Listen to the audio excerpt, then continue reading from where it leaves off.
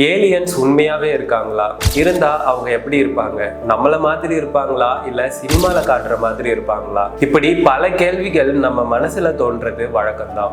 Aliens பத்தி இப்ப வரைக்கும் ஒரு உறுதியான தகவல் இல்லைனாலும் நாசா அது பத்தி ஒரு முக்கிய அறிவிப்பை வெளியிட்டு இருக்கு. அதை பார்க்கறதுக்கு முன்னாடி நம்ம சேனலை ஃபாலோ பண்ணாதவங்க கண்டிப்பா ஃபாலோ பண்ணிக்கோங்க. அமெரிக்க விண்வெளி ஆராய்ச்சி மையமான நாசா சமீபத்துல ஒரு ஆய்வை வெளியிட்டு இருக்காங்க. அதுல நம்ம சூரிய குடும்பத்துல இருக்கிற சனிக்கோளோட மிகப்பெரிய துணைக்கோளான டைட்டன்ல வெசிகல்ஸ் உருவாகலாம்னு சொல்லப்பட்டிருக்கு. அதாவது பூமியில உயிர்கள் உருவாக அடிப்படை மூலக்கூறுகள்ல ஒன்னா இருக்கும் வெசிகல்ஸ்னு சொல்லக்கூடிய நுண்ணிய குமிழ்கள் அங்கேயும் இயற்கையா உருவாக வாய்ப்பு இருக்கிறதா சொல்லப்பட்டிருக்கு. வேற்று கிரகங்கள்ல உயிரினங்கள் இருக்குதான்ற தேடல்ல இது ஒரு மிகப்பெரிய டெவலப்மெண்ட்னு விஞ்ஞானிகள் சொல்றாங்க.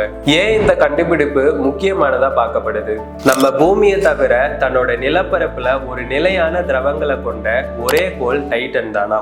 ஆனா டைட்டன்ல இருக்கிற ஏரிகள் நீரால உருவானதில்லை. மீத்தேன், ஈத்தேன் போன்ற ஹைட்ரோ கார்பன் திரவங்களால நிரம்பி இருக்கு. அங்க உள்ள வெப்பநிலையும் -179 டிகிரி செல்சியஸ், அதாவது பனிக்கால பூமியை விட மிகவும் குளிரானது. உயிரின் மூலக்கூறு எப்படி உருவாகுது? பூமியில ஆம்பிஃபைல்ஸ் அப்படிங்கிற மூலக்கூறு உயிரணு குமிழ்களை உருவாக்குது.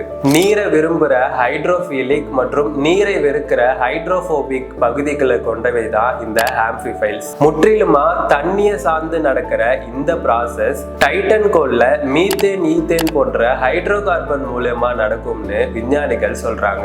இது மூலமா டைட்டன்ல வெசிகல்ஸ் உருவாகி இருக்கும் சொல்ற நாசா இத பத்தி மேலும் ஆராய்ச்சி செய்ய 2028ஆம் ஆண்டு ரொபாட்டிக் ரோட்டோகிராஃப்ட டைட்டன் துணைக்கோளுக்கு அனுப்ப இருக்கு. நாசா இந்த திட்டத்துக்கு டிராகன் ஃபிளைன்னு பேர் வச்சிருக்கு. ஹைட்ரோ கார்பன் ஏரிகள்ல உயிர்கள் இருக்க முடியுமா அப்படிங்கிற ஆராய்ச்சியை மேலும் ஆழப்படுத்த இருக்கு. இத பத்தின உங்க கருத்தை கமெண்ட்ல சொல்லுங்க.